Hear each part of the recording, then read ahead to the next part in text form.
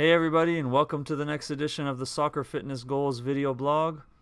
Last week I presented the first of 3 of our research projects that we presented at the 5th World Conference on Science and Soccer in Rennes, France earlier this month. And this week I'm going to give you guys a look at the second one. This study was really interesting for me because we were able to put a proposal together through the University of Guelph and the University of Guelph-Humber, which is where I'm doing my PhD in biomechanics. And this proposal was to get the school to order a really unique piece of equipment, which is a 3D motion capture system made by a company called Coalysis, and also a force treadmill. And if you know anything about me or the work that we do at Soccer Fitness, you know that we love treadmills. And this force treadmill is really cool because not only does it have specs similar to the treadmills that ours have, which are very high speeds and inclines, but it also has 4 separate force plates underneath the running track, so that every time somebody's running on it and their foot hits the ground, you can get a 3-dimensional measurement of the forces that are produced. So in any case, this study, we put a proposal together in order to use the equipment for the study, and it was accepted, and that's how the school was able to get the equipment in their lab.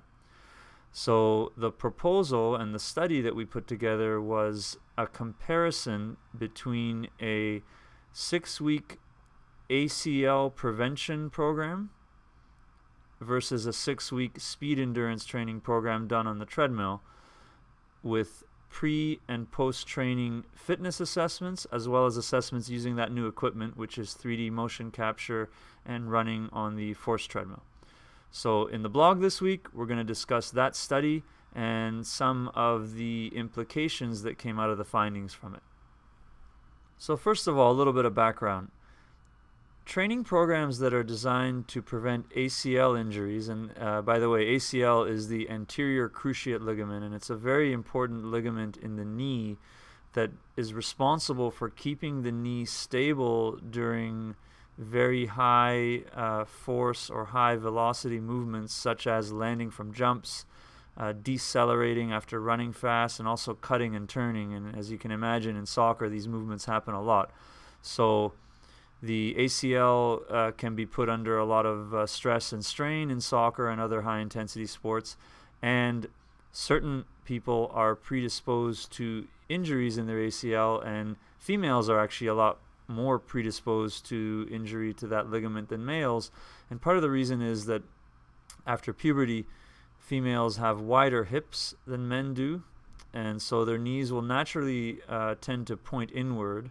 And so there's something called an abduction angle, and we'll put a little picture up on the screen beside my head here so you can have a look at what that looks like. But basically, females have a greater abduction angle than males, and the greater the abduction angle is when you are performing these sports movements, the more likely it is that the knee will go into a valgus alignment and rotate inward, so internally rotate.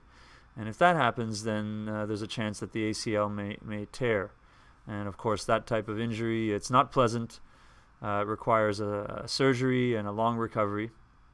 And so preventing injury to that ligament is a real valuable tool, especially for female players. And in our study, we used female players that are post-puberty or post-age of peak height velocity. They were under 14 and under 15. So we compared the effects of a 6-week ACL prevention program versus the effects of a 6-week speed endurance training program. And speed endurance is basically just running or other type of workouts that are targeting the anaerobic lactic system with a 20 to 30 second very high intensity activity and a work to rest ratio somewhere between 1 to 3 up to 1 to 6. For our study, we used a protocol on the treadmill that involved a 20-second sprint on a 25% incline, and the speeds were customized to each individual athlete at 60% of their maximal running speed on the ground. And after that 20-second work period, they were given a 90-second rest period, so a minute and a half of rest. As I mentioned, we conducted fitness assessments, so measurements of leg power, which was a counter movement jump. We measured running speed over 3 distances, 10, 20, and 35 meters. And we also used the yo-yo intermittent recovery test, which is a measurement of endurance and really the ability to recover in between sprinting. And in addition to those performance tests, we also used the Qualisys 3D motion capture and force treadmill to have a look at some of the specific actions and how they related to the movements in the knee.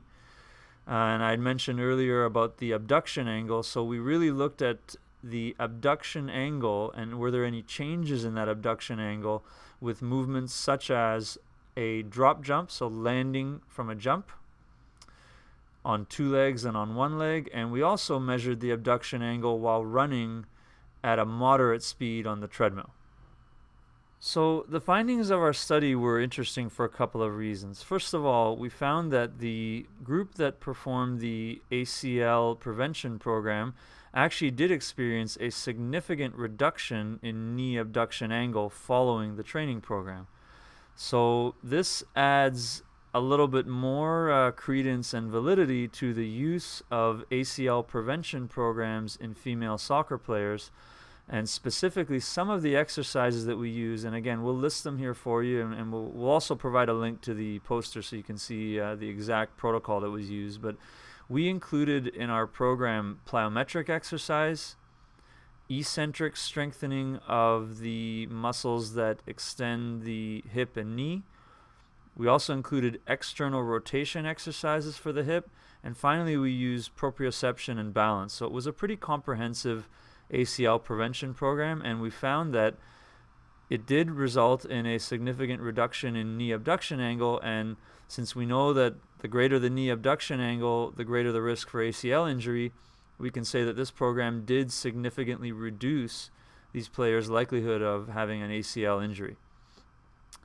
A second finding was that the speed endurance training program led to a significant improvement in the yo-yo intermittent recovery test, which again is a measurement of endurance and specifically a measurement of the ability of the aerobic and anaerobic system to recover in between sprinting. So, I've talked a lot about this test. It is a valid, reliable predictor of performance in soccer.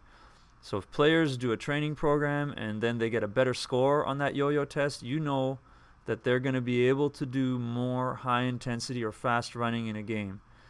And again, with this simple speed endurance protocol, it was only 9 repetitions of 20 seconds, so 3 minutes of actual work.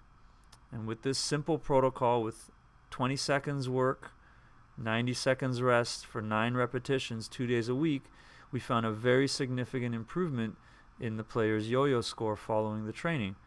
So to sum it all up, it might be a useful application for coaches and fitness coaches, especially those working with female soccer players post-puberty, to try to combine speed endurance training with an ACL prevention program. And that would kind of give you the best of both worlds. It would give you the improvements in fitness that you want, so players will recover better, they'll last longer in games, they'll do more fast running in games, and at the same time you can also get players to significantly reduce the likelihood of having a serious knee injury.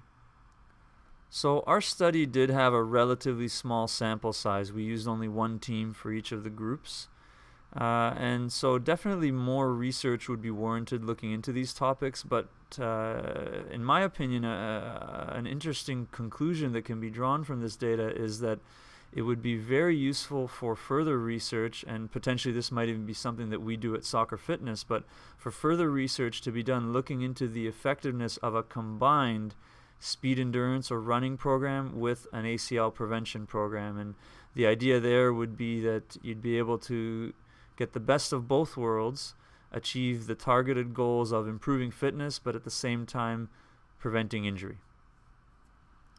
So that's it for the Soccer Fitness Goals video blog for this week. Hope you enjoyed it. As we did last week, we will put the link below me to the abstract and poster that was presented at the conference in France from the study that I just referenced. If you haven't already done so, please remember to like the video and subscribe to the channel. You can do that here. And now we'll put up a link if you'd like to download the Soccer Fitness Goals mobile fitness app, which is the world's only soccer-specific, customized at-home training program that's available to soccer players of all ages and levels of ability. We'll see you next week, and until then, keep reaching your soccer fitness goals.